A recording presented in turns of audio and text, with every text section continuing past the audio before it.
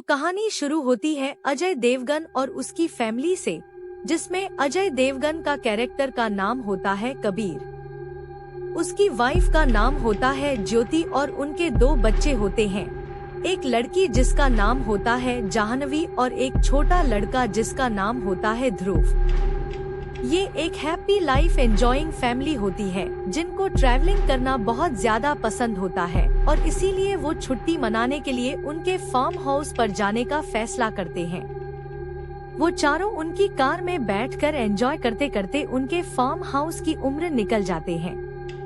लेकिन फिर रास्ते में अजय देवगन के बेटे ध्रुव को सुसु आ जाता है और इसीलिए पूरी फैमिली डिसाइड करती है कि वो एक रेस्टोरेंट पर रुकेंगे जहां पर वो सब नाश्ता पानी भी कर लेंगे और जरूर फ्रेश भी हो लेगा। तो जब अजय और ध्रुव ब्राउन की बाथरूम में जाते हैं तो वहां पर एक इंसान बाथरूम एंटर करता है जो कि होता है आर माधवन का कैरेक्टर, जिसका नाम होता है वनराज। अजय देवगन और आर माधवन एक दूसरे की तरफ नॉर्मली देखते हैं और फिर वहां से अजय और उसका बेटा बाहर चले जाते हैं। उसके बाद रेस्टोरेंट में वो सब खाना ऑर्डर करते हैं जिसमें पराठे भी होते हैं, लेकिन अजय की बेटी जाह्नवी को उन परा में बहुत ज्यादा बटर लगता है और हेल्थ कॉन्शियस होने की वजह से वह उन पराठे को खाने से मना कर देती है। खाना खाते खाते अजय की वाइफ ज्योति को चाय पीने का मन होता है, इसलिए वो अजय से कहती है कि वो 2 चाय ले आए और जब अजय काउंटर पर चाय का ऑर्डर देने जाता है तो उसके पास सिर्फ 500 का ही नोट होता है। तो रिसेप्शनिस्ट कहता है कि उसके पास खुलना नहीं है, इसलिए सोचता है कि छोड़ो चाय को रहने देते हैं और अजय वापस उसकी टेबल पर आ जाता है। लेकिन तभी माधवन 3 चाय लेकर आता है और अजय और उसकी वाइफ को 2 चाय दे देता है क्योंकि उसने दूर से देख लिया था कि अजय के पास खुला नहीं है, इसलिए उसने एक अच्छा देते हुए खुद की तरफ से उन दोनों के लिए चाय ऑर्डर कर दी। अजय शुरू में थोड़ा हेसिटेट करता है, लेकिन फिर फाइनली वो चाय एक्सेप्ट कर लेता है और फिर माधवन को ऑफर करता है कि क्यों ना वो भी उन सबको ज्वाइन कर ले। माधवन उनके साथ पता है और अभी तक सब कुछ नॉर्मल चल रहा था, लेकिन फिर माधवन देखता है कि अजय की बेटी जाह्नवी उसका परांठा नहीं खा रही होती है, तो माधवन वो परांठा खुद ले लेता है और चुपके से जब अजय और ज्योति का ध्यान नहीं होता वो उसके पास से एक लड्डू निकालता है और जाह्नवी से कहता है कि मैं तुम्हारा परांठा खा लेता हूँ, तुम मेरा ये लड्डू खा लो। जाह्नवी वो लड्डू खा लेती है और जैसे ही वो उस लड्डू को निगलती है उसको कुछ अजीब सा फील होने लगता है। माधवन जाह्नवी से कहता है कि परांठा सेहत के लिए अच्छा होता है तो वो ये परांठा खाए और जाह्नवी वैसा ही करती है। और जब अजय और उसकी वाइफ ज्योति जाह्नवी को वो परांठा खाते हुए देखते हैं तो उन्हें बहुत अजीब लगता है और वो सोचते हैं कि जब हम कह रहे थे इसको परांठा खाने के लिए तब तो उसने खाया नहीं, और जैसे ही इस अनजान व्यक्ति ने कहा कि वो ये परांठा खाया तो चुपचाप उसने वो परांठा खा लिया। लेकिन वो इस चीज पर ज्यादा ध्यान नहीं देते और इसको नॉर्मल मान के इग्नोर कर देते हैं।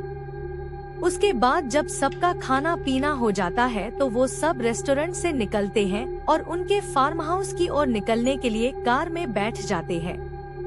तभी माधवन वापस चुपके से उनकी कार के पास आ जाता है और जाह्नवी को एक बिस्कुट का पैकेट देता है और उससे कहता है कि फार्म हाउस पहुंचते ही वो इस बिस्कुट के पैकेट को पूरा खा ले। फिर वो चारों वहां से निकल जाता है और उनके फार्म हाउस पहुंचते हैं और वहां पहुंचते ही जाह्नवी चुपके से उस बिस्कुट के पैकेट में से सारे बिस्कुट खा जाती है। अभी तक किसी को खबर नहीं थी कि क्या हुआ है और वो सब नॉर्मली पूल में एंजॉय कर रहे होते हैं। लेकिन पूल में नहाते वक्त ज्योति के फोन में पानी लग जाता है और इसलिए वो उस फोन को सुखाने के लिए किचन में जाती है और उसका फोन चावल के डब्बे में सुखाने के लिए रख देती है। फिर ज्योति देखती है कि वही आदमी यानी कि आर माँ के फार्म हाउस के गेट पर खड़ा होता है और वो ज्योति को इशारा करके बताता है कि वो उसे अंदर आने दे। ज्योति थोड़ा सा घबरा जाती है और वो तुरंत ये बात अजय को बताती है, मगर तब तक माधवन उनके घर में एंटर हो चुका होता है और जाह्नवी यानी कि अजय देवगन की बेटी कहती है कि उसने फार्म हाउस का गेट खोला। माधवन अंदर आकर जैसे कहता है कि एक्चुअली में उसका फोन डिस्चार्ज हो चुका है और वो उसके फोन को रिचार्ज करने के लिए यहाँ पर आया है। अजय इस चीज को एक नॉर्मल घटना की तरह ही देखता है और वो माधवन को पावर बैंक दे देता है जिससे कि वो उसका फोन चार्ज कर सके। साथ ही साथ वो उसे चाय भी ऑफर करता है जिससे कि वो उसके चाय के हिसाब को भी बराबर कर सके। के बाद माधवन धीरे धीरे अजय की बेटी जाह्नवी को उसके इशारों पर मचाता है। जो भी माधवन उसको करने के लिए बोलता है जाह्नवी वैसा ही करती है। जाह्नवी चाय पत्ती खा जाओ। जाह्नवी चाय पत्ती खा लेती है। जाह्नवी ध्रुव का सर फोड़ दो। जाह्नवी ध्रुव का सर भी फोड़ देती है। जाह्नवी अजय को थप्पड़ मार दो। जाह्नवी अजय को थप्पड़ भी मार देती है और ये सब देखकर अजय और ज्योति बहुत ज्यादा डर जाते हैं। अजय उसके बाद माधवन को हाथ पकड़कर उसके घर से निकल जाने के लिए बोलता है, लेकिन माधवन जाह्नवी से कहता है कि वो उसके फादर को ऐसा करने से रोके और जाह्नवी अजय को रोक देती है। धीरे धीरे अजय और ज्योति को समझ आने लगता है कि यहाँ पर हो क्या रहा है और फिर ज्योति माधवन से पूछती है कि उसने उनकी बेटी के साथ क्या किया है और वो बताता है कि उसने उनकी बेटी को वश में कर लिया है, यानी कि वशीकरण। फिर अजय माधवन से पूछता है कि वो इनसे चाहता क्या है और माधवन कहता है कि वो उनकी बेटी चाहता है। वो उनकी बेटी को खुशी खुशी हमेशा के लिए दान कर दे, लेकिन ऑफ कोर्स अजय और ज्योति ऐसा करने के लिए मना कर देते हैं। इसलिए उन्हें और भी ज्यादा डराने के लिए माधवन जाह्नवी से कहता है कि वो उसके छोटे भाई ध्रुव को चाकू मार दे और जाह्नवी वैसा करने के लिए जाती है। अजय और ज्योति जाह्नवी को रोकने की पूरी कोशिश करते हैं, लेकिन उसके बावजूद जाह्नवी ध्रुव को छत से नीचे गिराने में कामयाब हो जाती है और ये देखते हुए अजय और ज्योति हार मान लेते हैं और फाइनली वो बोल देते हैं कि वो जाह्नवी को दान करते हैं। इसके बाद माधवन जाह्नवी को लेकर उनके फार्म हाउस से चला जाता है और फिर अजय ध्रुव को ज्योति के साथ कार्य में हॉस्पिटल भेज देता है और वो खुद तुरंत एक साइकिल उठाकर उसके सर्वेंट के पास जाता है क्योंकि उसे एक मोबाइल की जरूरत होती है। तो बेसिकली अजय जब माधवन से रेस्टोरेंट में मिला था तो उसने माधवन के फोन का पासवर्ड देख लिया था और जब माधवन उसके फार्म हाउस पर था तब उसने चुपके से माधवन के फोन को अनलॉक किया और उसके फोन की लोकेशन ऑन कर दी। अब जैसे ही अजय उसके सर्वेंट के पास पहुंचता है तो मोबाइल में माधवन के फोन की लोकेशन को ट्रेस करता है और उसकी सर्वेंट की गाड़ी उठाकर उस लोकेशन को फॉलो करने लगता है। लोकेशन फॉलो करते करते अजय जंगल में पहुंच जाता है जहां पर कुछ महिलाएं उस पर अटैक कर देती है, लेकिन अजय जैसे तैसे उन्हें हराता है और उस लोकेशन के और भी ज्यादा करीब पहुंचने लगता है और फिर अजय देखता है कि माधवन ने ढेर सारी 108 टू बी प्रिसाइज लड़कियों को वश में कर रखा है और वो ये काम बहुत समय से कर रहा होता है और वहाँ पर पहुंचकर अजय समझ जाता है कि वो इन 108 लड़कियों की बलि चढ़ाने वाला है। तभी एक लड़की अजय पर पीछे से अटैक कर देती है और अजय गिर जाता है।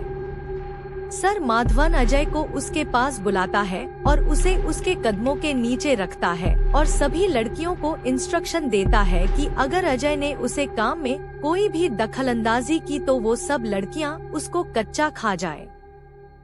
फिर माधवन उसका प्रोसेसर जारी रखता है, लेकिन तभी अजय एक मशाल उठाकर माधवन के पैर पर मार देता है, जिसकी वजह से माधवन नीचे झुक जाता है और अजय माधवन के गले में टंगी एक ब्लेड से माधवन की जुबान काट देता है।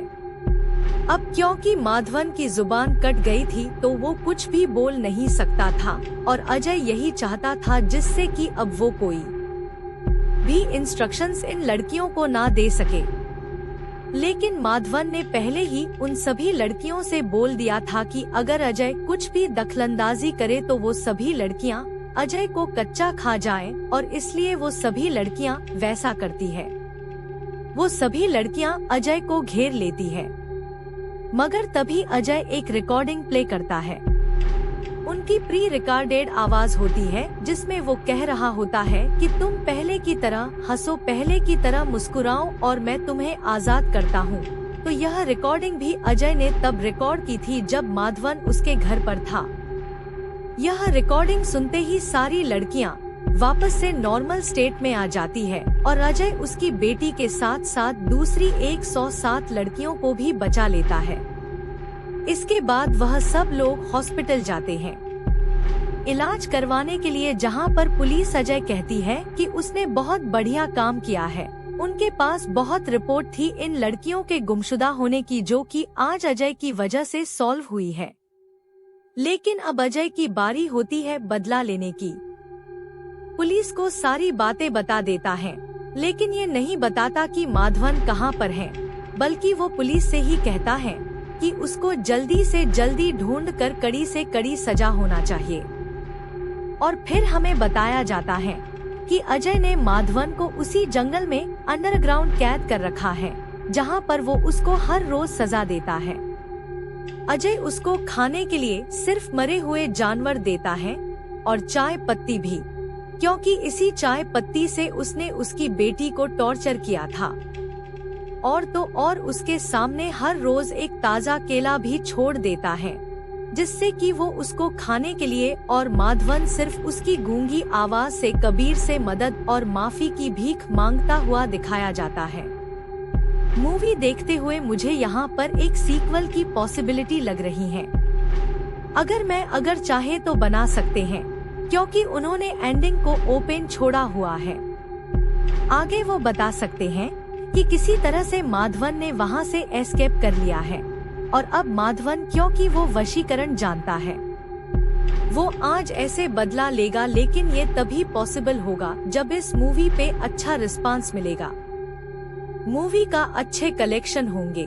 यही मूवी की स्टोरी है।